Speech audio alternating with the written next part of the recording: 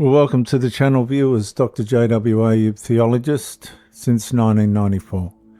Who is ruling Australia? A behavioural political analysis and therapy journey for those struggling at the moment in Australia. Episode 26. When Australians started realising the system needed them weaker. In episode 25, viewers, I explored the recognition of political narcissistic abuse patterns and the beginning of escape from system-managed survival. And you need to view that. In this episode, I'm going to examine the deeper awakening that follows, the realisation that many institutional structures increasingly depend upon a psychologically weakened population to remain stable, because at first the exhaustion still feels accidental. The exhaustion that people are suffering from in Australia right now. And people assume the pressure came from economic instability, global uncertainty, technological overload, political complexity, or simply modern life becoming harder to manage. And Australians kept treating the deterioration like an unfortunate side effect, rather than asking whether weakened citizens had quietly become useful to expanding systems themselves. Then slowly another recognition began surfacing beneath the fatigue.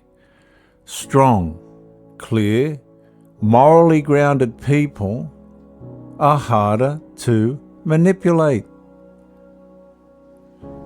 A man sits silently inside a darkened garage beside unfinished repairs while another political broadcast repeats promises of support, safety, reform, and national unity. The words keep arriving, and the pressure never leaves. And that contradiction matters enormously, viewers, because eventually Australians begin recognising that confused citizens comply more easily than clear citizens. And some of you people need to get out of the chemist.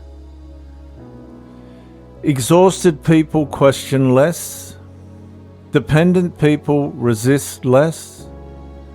Distracted people organise less. Emotionally fragmented populations adapt faster to contradiction because survival consumes the energy truthful confrontation normally requires. The system does not always require cruelty. Sometimes it only requires permanent destabilisation, which is happening in Australia. And the paradox deepens further, viewers.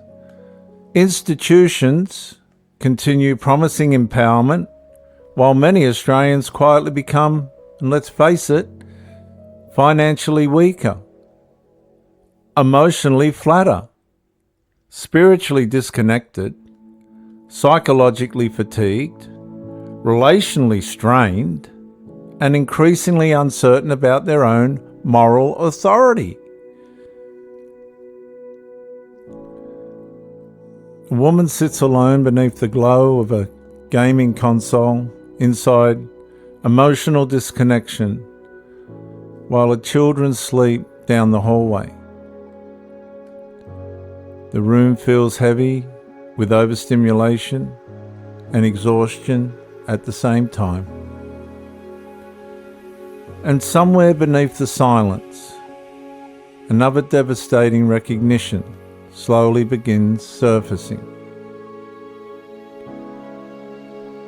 The atmosphere increasingly rewards distraction while quietly punishing deep reflection, moral clarity, disciplined family structure, and independent thought.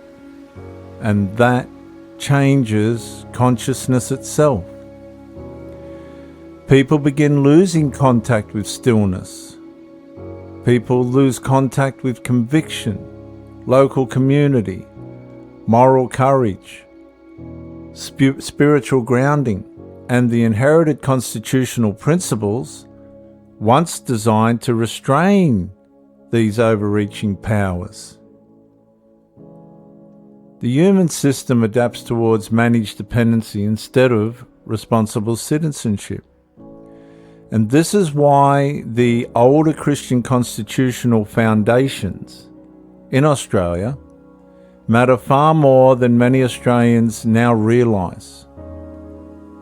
Not because they created perfect societies, because they strengthened the citizen against unlimited, illegitimate institutional expansion and abuse.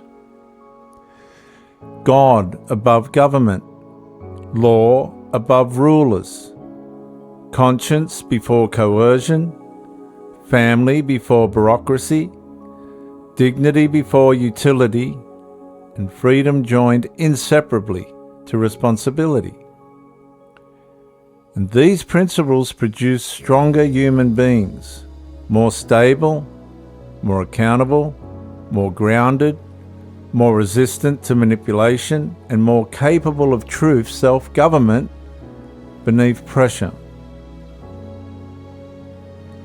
And that is precisely why their disappearance matters.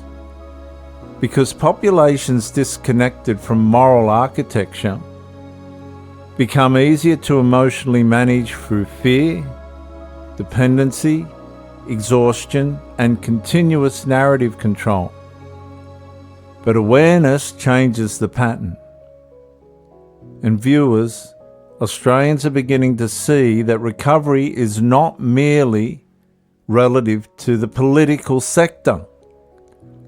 It's personal, it's psychological, it's spiritual, rational, it's civilizational, it's existential. The garage light hums softly now. The country feels tired beneath the noise. And somewhere underneath all the exhaustion, another truth slowly begins surfacing. A system increasingly dependent upon weakened citizens will always fear the return of morally grounded people who remember their inheritance, recover their conscience, and reclaim responsibility for their own lives. I'm Dr. JWA, theologist since 1994. Like, subscribe, comment to educate me, and share to help somebody else.